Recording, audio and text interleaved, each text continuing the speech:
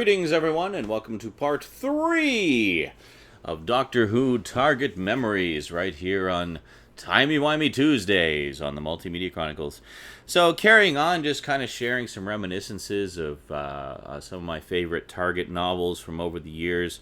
Novelizations that bring a little bit extra to the table as far as the classic Who stories go. So we spent the last couple talking about how the first and second Doctor stories, the novelizations of their stories in particular, were notable and exciting because they were the first and in some way, sometimes only ways, I could experience those wonderful stories. And by a similar token, the Third Doctor, it was a while before we started to see the Third Doctor adventures. Now, all the Third Doctor adventures do exist, so there's no episodes missing. At the time, some of them only existed in black and white. They've since been recolored using some very high technology and whatnot. Pretty cool stuff there. But there was... it was a while before the Third Doctor adventures were being shown in my area, so by a similar token, the Target books were the first way for me to experience them. Now, let's do the titles, then I'll carry on. Otherwise, I'm just going to start rambling. All right, titles, Target Memories, Doctor Who, Timey-Wimey Tuesdays, Multimedia Chronicles, go!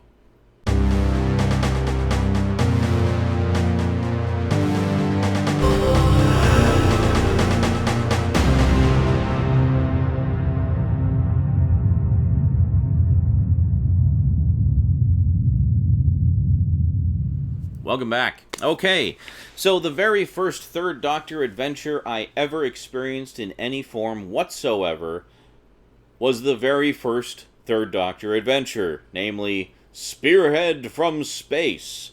But I experienced it in form of the Target novelization, which was Doctor Who and the Auton Invasion, or Auton, as I have called it for many years, and many of you have corrected me on.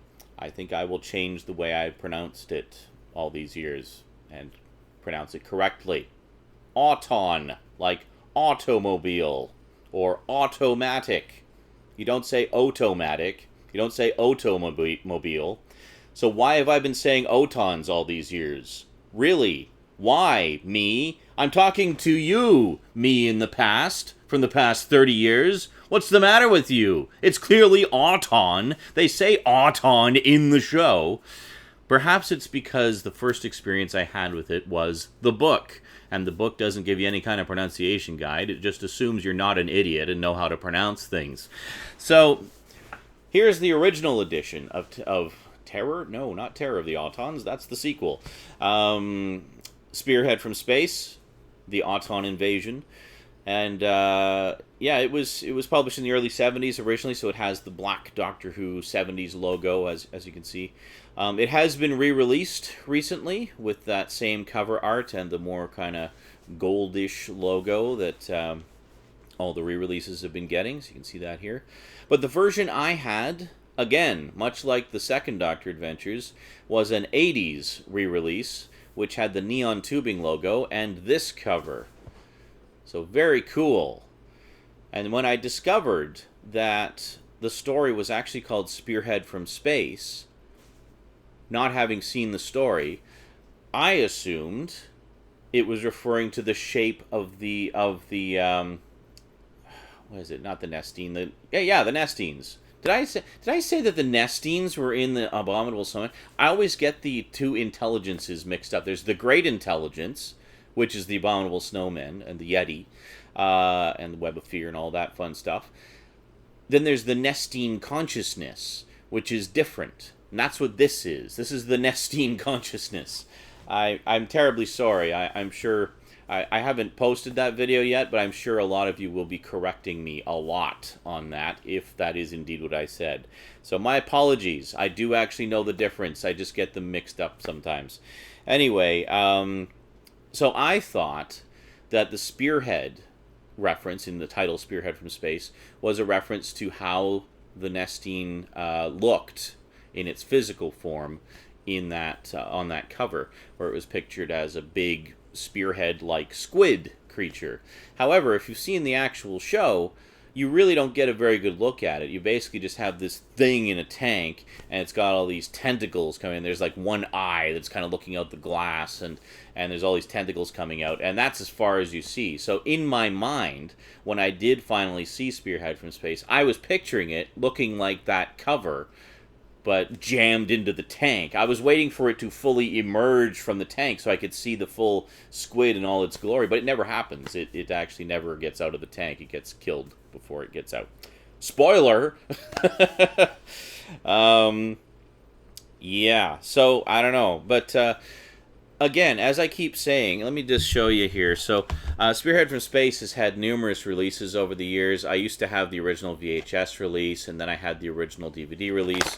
I now have the special edition DVD release, and being the one and only story ever shot on film, it's also the one and only classic Who story to actually get a Blu-ray release. This is freaking gorgeous, by the way.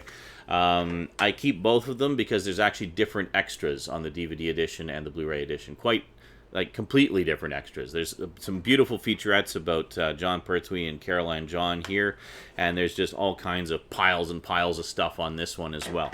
So very, very cool indeed. Should also be noted that some of the music was replaced in the original DVD release due to rights issues. There was a I can't even remember the name. I'm an idiot. Anyway, fairly famous 70s band song in there. It might come to me before I finish this video.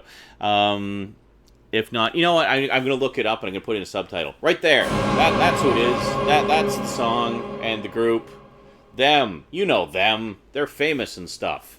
Anyway, much like how there was a Beatles song in The Chase back in the day, they used that song in this during the doll factory scene. So then what happened was when the original DVD release came out, they couldn't get the rights to that song.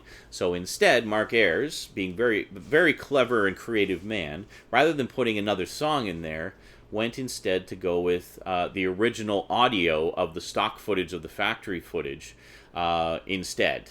So you get the sounds of the machinery and stuff. So that's one reason you might want to track down the original DVD release, is just to have that alternate version of that scene. I don't know, it's kind of cool. I don't know if it's worth what you'd probably pay for it on the collector's market, but that's entirely up to you. Anyway, for the special edition, they finally managed to negotiate the rights for the song, so it has the song incorporated back in. And there you go. So it is now properly complete. And the same for the Blu-ray release as well.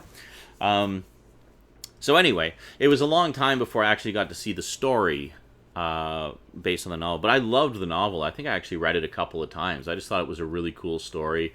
I loved the whole introduction of the Third Doctor and the sort of mystery of what he's going to be like and stuff like that. All the stuff with the Brigadier, all the stuff with that one guy, the sort of right-hand man of the Nestines, who was the head of the factory, and him just kind of spying and lurking around.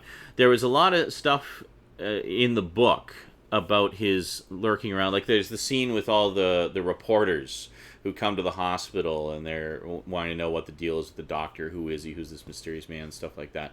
And there's a scene with all the reporters there, and you have the guy in a phone booth just standing there, not using the phone. And then one of the reporters wants to call his story in, and he's like, "Excuse me, are you going to be much longer?" And then he notices that he's not even using the phone. He's just standing in the phone booth.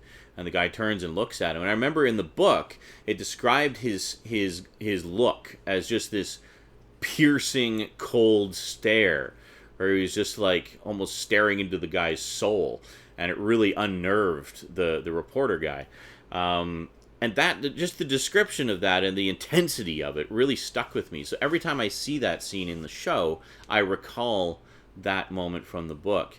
And in the show, he's just kind of looking like, just kind of staring wide-eyed at the guy. And it wasn't quite how I visualized it in my head reading the book, but still very effective. The actor who played that character was just freaking amazing. It was a great cast in that story. But yeah, so it was a long time before I got to see the show, and when I did, in some respects, I found it actually paled to the book, because of course in a book you can do anything. I mean, you're not limited by budget or anything like that. But in other respects, it recalled aspects of the book for me whenever I watch it, much like the other stories do. And that's why, again, I can't possibly recommend highly enough doing that for all the classic stories. Like, if you want to get the ultimate classic Who experience, read the Target books, then watch the televised version, or the other way around, whichever you prefer. I mean, it's entirely a matter of personal preference. But from my experience, I found that when I would go and watch, I've heard the opposite from other fans as well. Like, they would read the books first of a particular story, and then they'd see the televised version and find that it paled in comparison, and it just wasn't as good to them. They actually preferred the books, and they were disappointed and saddened by that. They really wanted to like the show version, but they just couldn't help but like the book version better.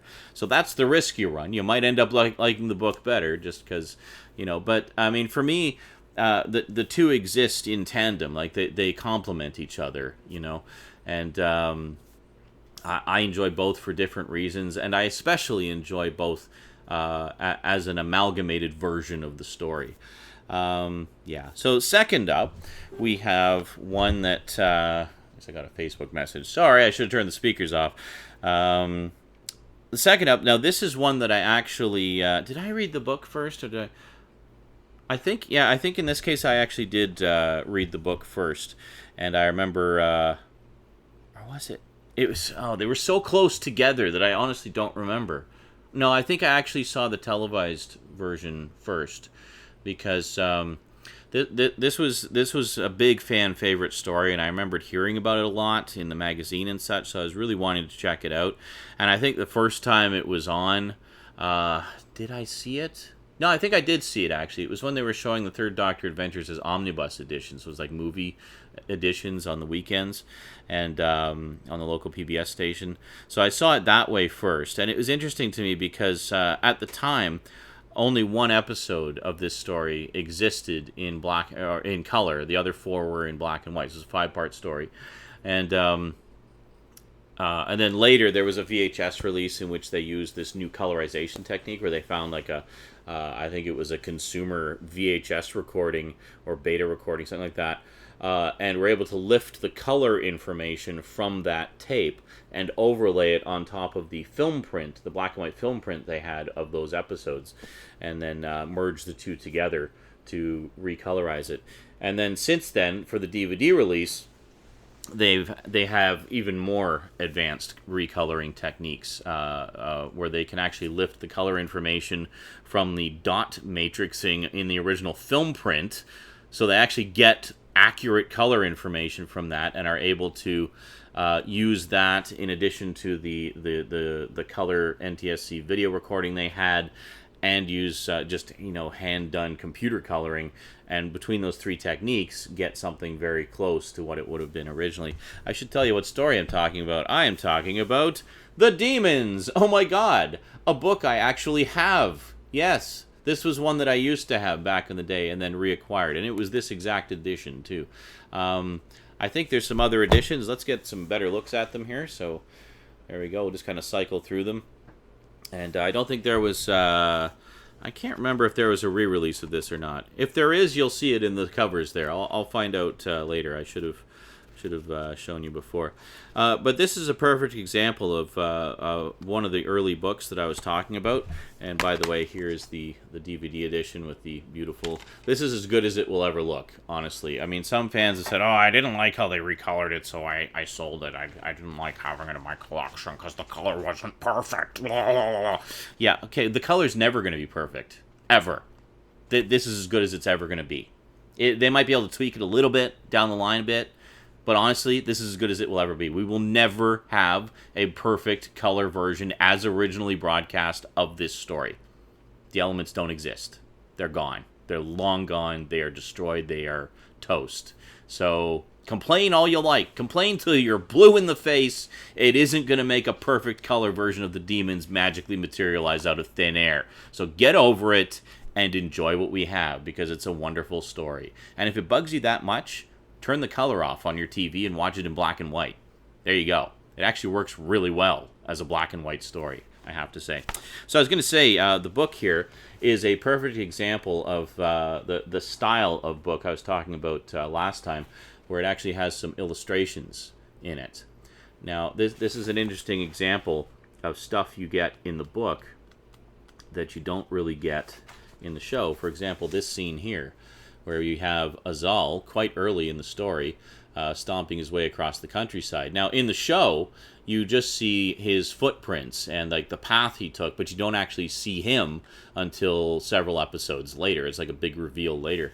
So it's interesting in that you actually get almost like a first-hand account of that rather than the sort of after-the-fact account that we got in the show. So pretty cool stuff. Pretty cool stuff, I gotta say. I really like these illustrations. And there you got the little gargoyle dude and the doctor. Very cool. I think the terror.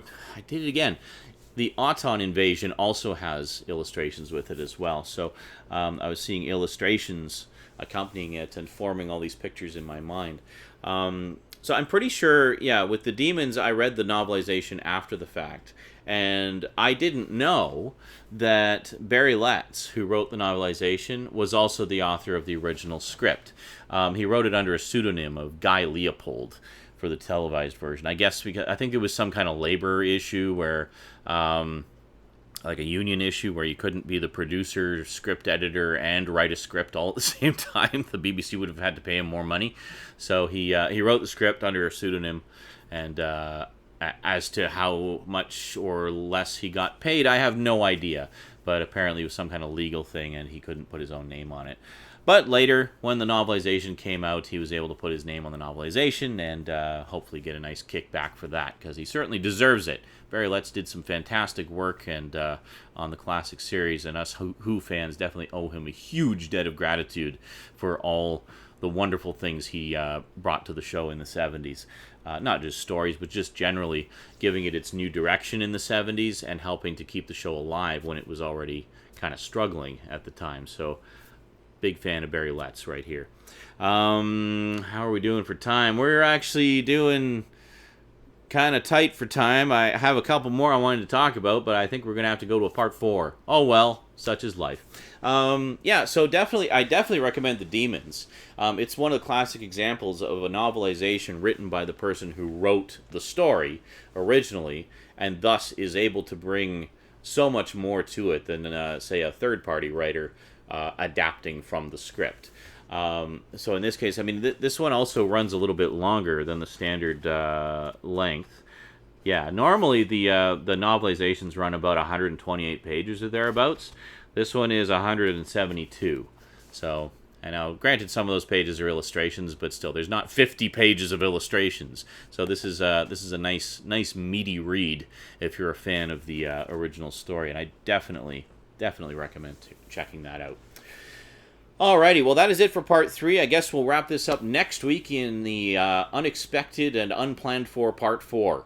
Because I can't keep going for like an hour and a half, even though I'm sure some of you would love that. Yeah, so we'll see you next week for the epic conclusion of Doctor Who Target Memories. Until then, big thanks to my Patreon sponsors, especially Kyle Pellegrini, my current highest level sponsor. Really appreciate the support, dude. And to everyone else who supports me through Patreon and other means, really appreciate the support as well. Speaking of which, check out the description for Amazon links. If you shop on Amazon, I put all this stuff on Amazon and any of the re-releases that have come out that we talk about in each video. So using my links does help me out a little bit, so I definitely appreciate it. It doesn't cost you any more or less than it would normally, and you're helping to support the show. So thank you very much in advance for your support, and in retrospect for those who have used my links in the past. Really appreciate it. Alrighty, that is it for me to you for now. So until next time, thanks for watching, and sayonara.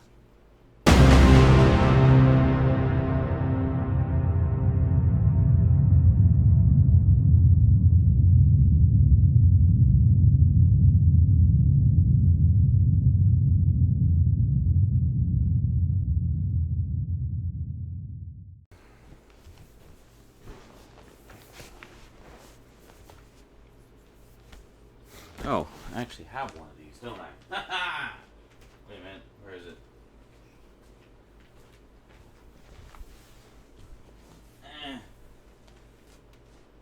Where is it? The big ones.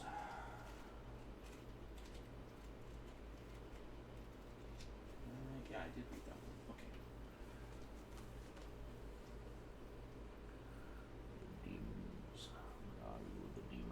The demons. Ma! I found you, the demons. The demons. Demons. Daemons. What is it with the British liking to put extra letters in things? Or perhaps the more apt question would be, what is with the US and removing letters from things? Case in point, the Daemons. Demons, spelled everywhere else, is without an A. I don't know why. Color. Here and in the UK, it's spelled C-O-L-O-U-R. In the US, they dropped the U for some reason. I think they did that with favor as well. Or maybe they kept it in favor. I don't remember. Anyway, weird.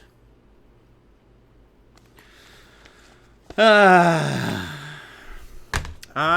think maybe we will go to a part 4, because I just realized I have a few more to talk about than I realized.